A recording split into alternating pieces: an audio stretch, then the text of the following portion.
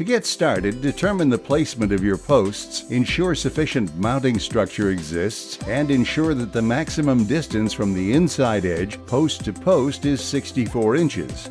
Then snap a line, plumb and level your posts, and loosely secure them into place using 3/8-inch fasteners, sold separately. Next, double-check for plumb and permanently install your posts. Remember, if you're not cutting down the rails, your inside post-to-post should be 64 inches. Also, for this demonstration, we're doing a full-height flush mount installation. For concrete and through mount, refer to the printed instructions. If you are cutting your section down, follow this chart to calculate rail and infill board lengths. Once your posts are set, place 2-inch spacer blocks to support the bottom rail. Then place the bottom rail inside the posts, resting it on the blocks. To make it easier, you might need to insert the rail at an angle in one post. Next, pre-drill rail using a 1/8-inch drill bit.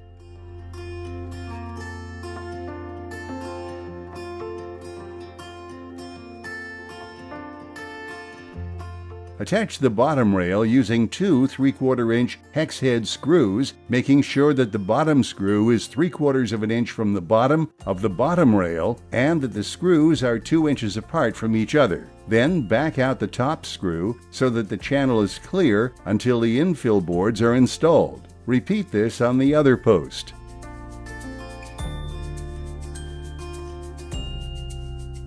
Snap the plastic post adapter strips into the post channel. Keep in mind that if you're installing the mid-rail at 36 inches, the bottom post adapters are the shorter length at 27 inches long. If you're installing the mid-rail at 42 inches, as we are, the bottom post adapters are the longer length at 31 and 5/16 of an inch. Next, install your horizontal boards that you cut earlier. You might need to use a rubber mallet and insert the boards at a slight angle. Install 6 boards horizontally into the bottom rail. Depending on the height of your mid-rail, 36-inch or 42-inch, you will need a different number of boards on the top and the bottom. If you're installing at 36 inches height, use 5 boards below the mid-rail and 6 above. Since we're installing a 42-inch height section, we're using 6 boards below the mid-rail and 5 boards above. Now install the mid-rail. Snap the second set of post adapter strips into the post channels above the mid-rail.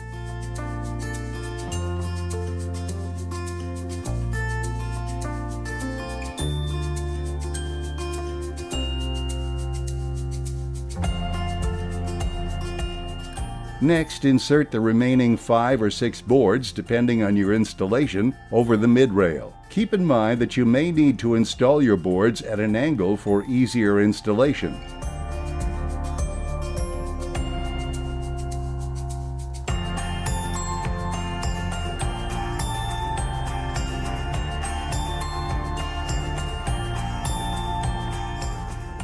Install the top rail on top of the boards and pre-drill with a 1/8-inch drill bit. Screws should be 2 inches apart from each other, with the bottom screw attached about 3/4 of an inch above the bottom of the rail.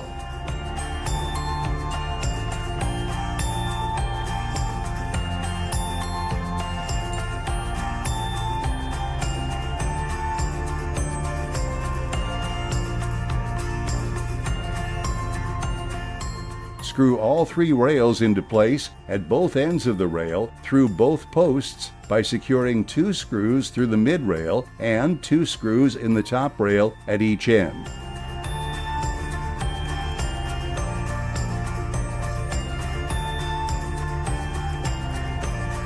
Remove the spacer blocks.